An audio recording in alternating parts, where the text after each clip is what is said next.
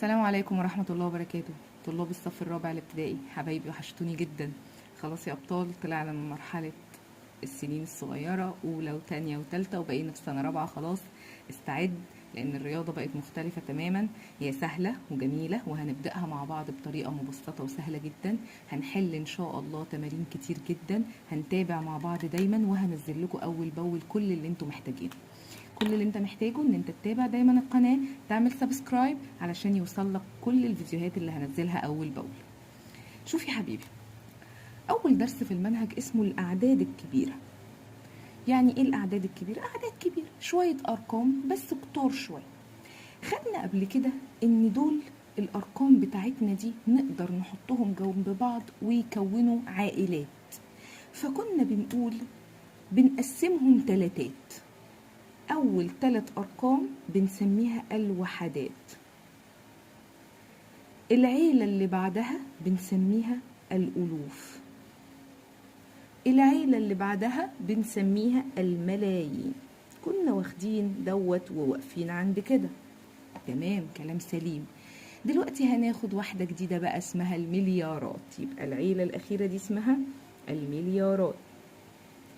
طيب العائلات دي عيلة متقسمة ل3، بنسميهم 3 خانات. 3 ايه؟ خانات. الخانة الأولى آحاد، التانية عشرات، التالتة مئات. تمام. طب وهنا في الألوف الخانات متقسمة ازاي؟ كذلك آحاد، عشرات، مئات. برضو أيوة. طب العيلة التالتة عيلة الملايين، الخانة الأولى متقسمة آحاد، التانية متقسمة عشرات، والتالتة برضو اسمها مئات. طب عيلة المليارات برضو أول رقم فيها متقسم بخانة الآحاد. طيب وبعدين يا باشمهندسين ويا دكاترة، احنا كده هنقرا الرقم ازاي؟ كل اللي عليك يا باشمهندس انك تقسم الرقم تلاتات من اليمين. تعد 1 2 3 تيجي عامل علامة لتحت كده. 1 2 3 تيجي عامل علامة لتحت كده. 1 2 3 وتيجي عامل علامة كده. العيلة الأولى اسمها الوحدات. وحدات يعني حاجات واحدة ما بنقولش معاها حاجة. يعني الرقم 0 في خانة الآحاد، 1 في خانة العشرات، 9 في خانة المئات. طب العيلة التانية لا، الألوف ما بقتش وحدات بقى. يبقى الرقم 4 ده اسمه آحاد الألوف، 6 عشرات الألوف، 5 مئات الألوف. طيب الملايين ولا حاجة، بسيطة برضو. 7 آحاد الملايين، عشرات الملايين، مئات الملايين. والرقم الأخير في خانة المليارات يتسمى آحاد المليارات. طب كلام سهل جدا جدا يا باشمهندسة. إزاي بقى أعرف أقرأ الأرقام؟ بصي يا حبيبي، هنعمل ايه الأول؟ هنقسم الأرقام ل3 خانات بالترتيب من اليمين. هعد 1 2 3 من اليمين. بقول كتير من اليمين، في طلبة بتجيبها من الشمال وبيبقى غلط. 1 2 3 واحط علامة، 1 2 3 واحط العلامة. بس خلصت، لقيت 1 2 خلاص خلص الرقم.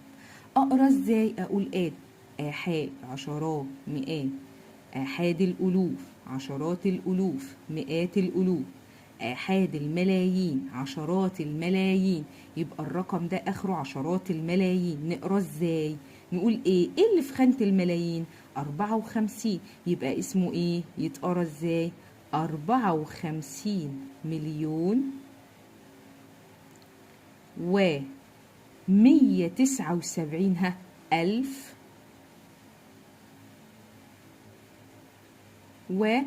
862. اهو 862. بنقراه كده بالظبط. بنقول تاني 54 مليون 179 ألف 862. ماشي. طب يلا يا باشمهندس اللي بعده، قول معايا. 1 2 3 واحط ايه؟ علامة. 1 2 3 واحط ايه؟ علامة. 1 2 3 خلاص خلص. اشوف اعرف اقرا ازاي الاول؟ آحاد، عشرات، مئات. آحاد الألوف، عشرات الألوف، مئات الألوف. تمام، خلصنا الألوف. يبقى اللي بعدها آحاد الملايين، عشرات الملايين، مئات الملايين. يعني احنا آخرنا مئات الملايين، يتقرا ازاي؟ 587 مليون و612 ألف و93 اهو. تمام. طب الرقم اللي بعديه يلا نعد. 1 2 3 نحط علامة، 1 2 3 نحط علامة، 1 2 3 وبرضو علامة، ونعد عشان نعرف نقرا. آحاد، عشرات، مئات. آحاد الألوف، عشرات الألوف، مئات الألوف. آحاد الملايين، عشرات الملايين، مئات الملايين. آحاد المليارات يبقى يتقرا ازاي؟ أقول 4 مليار و612 مليون و930 ألف و77. بس كده. يبقى كده قرينا الأرقام. وهكذا أيا كان المثال اللي هيجيلك يا باشمهندس هتقوله بالطريقة دي بالظبط. تعد الخانات وكل 3 تحط علامة وتقرا من الشمال. آخر خانة مليارات يبقى قول 4 مليار 612 مليون 930 ألف و77، لأن المئات فيها صفر. طب تمام، كلام سليم يا باشمهندسة. طيب هل الأسئلة كلها بيطلب مني أقرأ بس؟ لا طبعا. تعال نشوف. مين شايف الرقم اللي أنا كاتباه فوق ده؟ أهو واضح خالص. ماله الرقم ده يا باشمهندسة؟ تعالى بقى أهم جزئية واللي بتيجي كتير وفي ناس بتتلخبط فيها. إيه هي قيمة الرقم وإيه هي القيمة المكانية؟ قيمة الرقم يعني الرقم ده بكام؟ قيمته كام؟ قيمته كام؟ أما القيمة المكانية لا، القيمة المكانية معناها الخانة. الخانة اللي هو فيها اسمها ايه؟ تعالى بالراحة كده. يلا. هبدأ من الأول. 3 قيمة الرقم 3. هبص على 3 في الآحاد، هل قدامها حاجة؟ لا، ما قدامهاش حاجة، يبقى اكتب قيمة 3 كام؟ 3. اللي بعده 4. ادي ال4 قدامه حاجة؟ قدامه رقم. ال4 في العشرات وال3 في الآحاد. قيمة ال4 بحط الرقم واللي قدامه صفار. لقيت قدامه رقم 1 يبقى حط 0، يبقى قيمة ال4 هنا ايه؟ 40. اللي بعده 5. ادي ال5 اكتب 5. قدامها كام صفر؟ صفرين. برافو يا دكتورة. طيب 9 قولوا انتوا قدامها كام صفر؟ 3 اصفار. برافو، اكتب 9 وقدامها 3 اصفار وما ننساش العلامة. كويس، 9 في الآلاف. ال3 فين ال3؟ اهي. قدامها كام صفر؟ 1 2 3 4. اكتب 3 وقدامها 4 اصفار اهي، واعد من اليمين 1 2 3 علامة وبس. طب الصفر، الله ده صفر، اكتب ايه في قيمته؟ اكتب ايه في قيمته؟ ولا حاجة. الصفر في اي مكان بصفر، في اي مكان. الصفر في اي مكان بايه؟ بصفر. قيمته دايما بصفر. اللي بعده الواحد قيمته بكام؟ احط الواحد وقدامه كام صفر؟ عدوا خلاص فهمنا. 1 2 3 4 5 6، يبقى قدامه 6 صفار اهو. نكمل. الستة احط الستة وقدامها كام صفر؟ يلا 7 اصفار اهو. 1 2 3 4 5 6 7، يبقى قدام الستة كام؟ 7 اصفار اهو. 1 2 3 4 5 6 7، ونعد 1 2 3 وعلامة، 1 2 3 وعلامة. طب اللي بعد الستة التمانية. نبص هنا على التمانية قيمته كام؟ اكتب 8 وقدامها كام؟ برافو 8 اصفار اهي. 1 2 3 4 5 6 7 8، يبقى انا هاجي كاتبه 8 واحط قدامها 8 اصفار اهو. 1 2 3 وعلامة، 1 2 3 وعلامة وبس. طب السبعة اللي هو آخر رقم، تعالى بص عليه أهو. احط السبعة قدامه كام صفر؟ 1 2 3 4 5 6 7 8 9. برافو، 9 اصفار. يبقى هكتب السبعة وقدامها كام يا دكاترة؟ 9 اصفار. 1 2 3 1 2 3 1 2 3 اهو. وعد 1 2 3 علامة، 1 2 3 علامة، 1 2 3 علامة. كويس قوي، ماشي. قيمة الرقم دي طلعت سهلة خالص يا باشمهندس. امال ايه حكاية القيمة المكانية؟ ايه الحكاية دي؟ ولا حاجة، الموضوع بسيط. القيمة المكانية يعني شوف خانة الرقم اسمها ايه؟ خانة الرقم. التلاتة الأولى دي في خانة الايه؟ ولا حاجة، الآحاد. الله، يعني مش هكتب لا تلاتة ولا صفار ولا حاجة ولا حاجة، هتكتب الخانة. هتكتب الايه؟ الخانة. طيب الأربعة في خانة ايه؟ العشرات. الخمسة المئات. برافو. التسعة برافو، آحاد الألوف. التلاتة عشرات الألوف. برافو. طب الصفر احنا قلنا هنا قيمته بصفر دايما. طب قيمته المكانية محطوط فين هنا؟ الخانة دي اسمها ايه؟ برافو، مئات الألوف. طب الواحد، والله حتى لو الرقم لسه مكتوب لك حالا عد يا حبيبي. آحاد عشرات مئات، آحاد الألوف عشرات الألوف مئات الألوف. الواحد ايه؟ آحاد الملايين. برافو، هكتب له آحاد الملايين. طب الستة عشرات الملايين. برافو، فهكتب له عشرات الملايين. طب السبعة الأخيرة دي، التمانية الأول، التمانية مئات الملايين. برافو، هكتب له مئات الملايين. طب السبعة الأخيرة بعد مئات الملايين في إيه؟ أيوة برافو، المليار. يبقى اسمها آحاد المليار أهي، آحاد المليارات. بس يا باشمهندس بسيطة. يبقى لما يقول لك قيمة الرقم كام، شوف الرقم حطه واللي قدامه صفار. حط الرقم وكل اللي قدامه صفار. بيسأل عن الستة، بحط الستة واحط بدل كل الأرقام اللي قدامها اصفار. طب لو قال لك القيمة المكانية ولا حاجة، هشوفه في خانة ايه؟ القيمة المكانية للخمسة المئات، أحاد عشرات مئات. القيمة المكانية للست أحاد عشرات مئات، أحاد الألوف عشرات الألوف مئات الألوف. آحاد الملايين عشرات الملايين. يبقى القيمة المكانية للستة اسمها عشرات الملايين. برافو، تمام، ماشي. طب هل ده بس اللي بيجي لنا؟ لا، يجي سؤال لطيف وسهل قوي زي ده ويقول لك يا باشمهندس أوجد أكبر وأصغر عدد مكون من الأرقام دي. ديك شوية أرقام ويقول لك هات لي أكبر عدد وأصغر عدد. طيب تعال نجيب أكبر عدد الأول. أكبر عدد يعني أجي من الشمال وأرتب إيه؟ برافو يا دكتورة، تنازلي. فهقول له كده بص، من الكبير خالص أكبر رقم في دول مين؟ التسعة. فهاجي كاتباله 9. بعد التسعة 8. بعد التمانية إيه اللي بعدها على طول؟ برافو، 6. بعد الستة 4. بعد 4 3. وبعد 3 2. وبعد 2 1. والاخر خالص مين؟ الصفر. برافو عليكم. ما سيبوش كده بقى اعد تلاتات واحط العلامه، خلاص اتعودنا.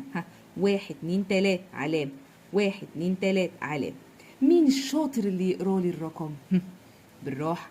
آحاد عشرات مئات، آحاد الألوف عشرات الألوف مئات الألوف. آحاد الملايين عشرات الملايين. يبقى أنا في الملايين، فهقول إيه؟ 98,643,210. تمام، ده أكبر عدد فعلا. طب أصغر عدد، أصغر رقم في مين؟ في دول كام؟ والله الصفر. بس في حاجة عارفينها من السنة اللي فاتت، ينفع أحط الصفر في الآخر؟ والله ما ينفعش، لأنه يبقى ليس له قيمة. يبقى لازم أبدأ باللي بعده وبعدين أبقى أدخل الصفر. برافو. يبقى الصفر ما ينفعش أبدأ بيه هنا، أشوف اللي بعد الصفر إيه؟ 1. يبقى أكتب الواحد الأول وبعديه الصفر. برافو. بعدها 2. بعد 2 3 أهي. بعد 3 4. بعد 4 برافو 6. بعد 6 برافو 8. والاخر خالص التسعة. برافو. ويلا نعد. 1 2 3 علامة، 1 2 3 علامة. ادي الوحدات، ادي الالوف، ودي مين؟ الملايين. يلا نقرا. 10,234,689. برافو. فبقت سهلة وبسيطة، وأي سؤال هيجيلنا نقدر نحله. تمام، سهلة يا باشمهندسة. ندخل على اللي بعده. جاي لك سؤال بيقول لك يا دكتور اكتب ما يلي بالصيغة القياسية. بالصيغة الايه؟ القياسية. القياسية اللي هي صيغة الأرقام اللي عمالين نقراها من بدري دي. نكتب ازاي؟ كاتب لي ايه؟ بص، 286 مليون 416 ألف و195. هقول لك على طريقة تثبتها عشان ما تلخبطش نفسك. أكبر حاجة مكتوبة هنا إيه؟ المليون ولا الألف ولا الوحدات؟ المليون. فأنا هحط الخانات فاضية. يعني أقول إيه؟ شرطة كده: أحاد، عشرات، مئات، وأدي الفصل. أحاد الألوف، عشرات الألوف، مئات الألوف. برافو. أحاد الملايين، عشرات الملايين، مئات الملايين. تمام كده؟ واقرا بقى براحتك. يبقى أنا عرفت إن دي الملايين، دي الألوف، دي الأحاد. بيقول لك 286 مليون بس يا عم. ادي 286 و416 ألف يا عم. بسيطة، الألاف اهي 400 وادي ال16 و195 ادي ال195. سهلة وبسيطة والله يا باشمهندس. طب مثال كمان يثبتها: 9,612,270,431. أكبر رقم فيهم مين؟ المليار. أرص الخانات أقول له كده: آحاد، عشرات، مئات، فصل. آحاد الألوف، عشرات الألوف، مئات الألوف، فصل. آحاد الملايين، عشرات الملايين، مئات الملايين، فصل. آحاد المليارات. تمام كده؟ اقرا بقى. 9 مليارات أحطها في المليارات. 612 مليون اهي، 612 مليون.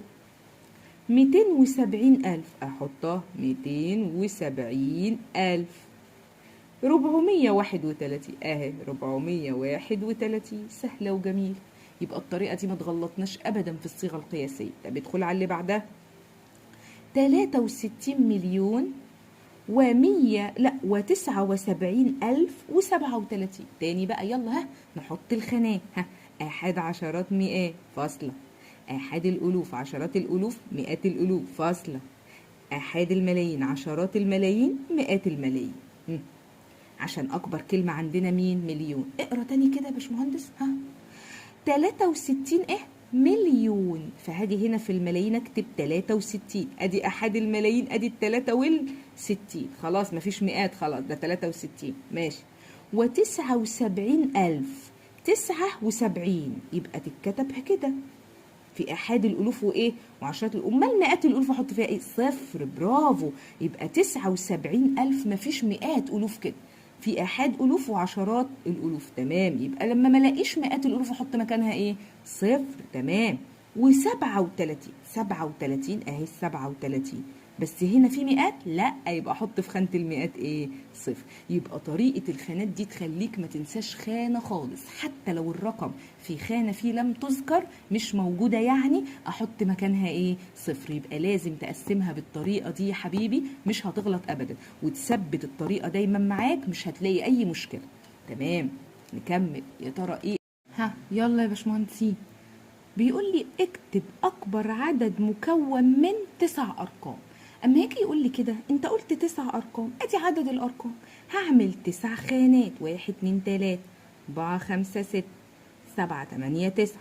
انت عايز ايه؟ اكبر عدد. هملاهم كلهم تسعات. اما يقول لي اكبر عدد ايه، هملاهم كلهم، كل الخانات دي ايه؟ تسعات كلها اهو. اقرا كده الرقم: 999,999,999. ده أكبر عدد مكون من 9 أرقام. طب كم؟ بيقول اكتب أكبر عدد مكون من 3 أرقام. عادي، هحط له كم خان؟ برافو، شاطرة يا دكتورة. 3 خانات عشان بيقول 3 أرقام. عايز أكبر عدد. أكبر عدد أملى كله تسعات. أول ما يقول لي أكبر عدد ويسكت، املى الخانات إيه؟ تسعات. يبقى ده اسمه 999. نكمل. اكتب أكبر عدد مكون من 4 أرقام وما سكتش. قال ال4 أرقام دول إيه؟ مختلفة. مختلفة يعني إيه يا باشمهندسة؟ يعني ما ينفعش كلهم تسعات، دي لازم نغير نختلف. طيب هو بيقول كم رقم؟ 4. حاضر، أحط لك ال4 خانات مختلفة. هبدأ من ال9 وانت نازل. أبدأ من ال9 إيه؟ وانت نازل. يعني إيه يا باشمهندس؟ 9 8 7 6 بس، يبقى 9876. شكرا يا باشمهندس. كمل. بيقول اكتب أصغر عدد مكون من 6 أرقام. 6 أرقام بس الكلام اختلف، قال أصغر. 6 هحط ال6 خانات، 1 2 3 4 5 6. أصغر واحد هحط 1 في الخانة الأخيرة واملي الباقي صفار. يبقى لما يقول لي أصغر عدد هحط 1 واملي إيه؟ الباقي كله صفار، 0 0 0 أيا كان عدد الأرقام اللي بيطلبها. تمام. طب اللي بعدها نفس فكرتها. اكتب أصغر عدد مكون من 10 أرقام. يا حبيبي عادي، هملي كام خانة؟ 10 خانات، 1 2 3 4 5 6 7 8 9 وادي الخانة الايه؟ 10. عايز انت ايه؟ اصغر عدد. يبقى معنى كده هعمل ايه؟ هحط 1 في الخانة الاخيرة واملي الباقي كله اصفار. يبقى انا كده جبت اصغر عدد مكون من 10 ارقام. ولما نيجي نقراه بنلاقي ان دول الوحدات، الالوف، الملايين، المليارات. يبقى الرقم ده اسمه 1 مليار. تمام. يعني معنى كده ممكن يجي لي سؤال اختياري وبيجي كتير جدا، يقول لك المليار هو مين المليار ده؟ أصغر عدد مكون من نقط رقم. من كم رقم؟ 10 أرقام. تمام. طب ممكن يقول لي حاجة تانية؟ والله ممكن يجيب لك سيرة المليون، يقول لك المليون هو أصغر عدد مكون من نقط. كم رقم المليون؟ برافو، 7 أرقام. ليه؟ عشان هحط الواحد في خانة الملايين وقدامه 6 ايه؟ اصفار. برافو. تمام يا باشمهندسين. يبقى دي الأسئلة المختصرة اللي خدناها النهاردة. إن شاء الله بإذن الله نتابع دايما مع بعض وننزل حصص حل أسئلة كتير. كل التركات وكل الحاجات اللي بتقف معاك هنزلها لك، وهتلاقيني بنزل لك دايما الشروحات بتاعتها والحلول كمان. كل اللي مطلوب منك تعمل لايك دايما عشان المحتوى يوصل لناس كتير غيرك، ودايما دايما دايما خليك دال على الخير. اعمل شير للفيديو، اعمل سبسكرايب عشان يوصلك كل الفيديوهات بتاعتنا. بالتوفيق يا سنة رابعة حبايبي، بحبكم قوي قوي قوي. باي باي.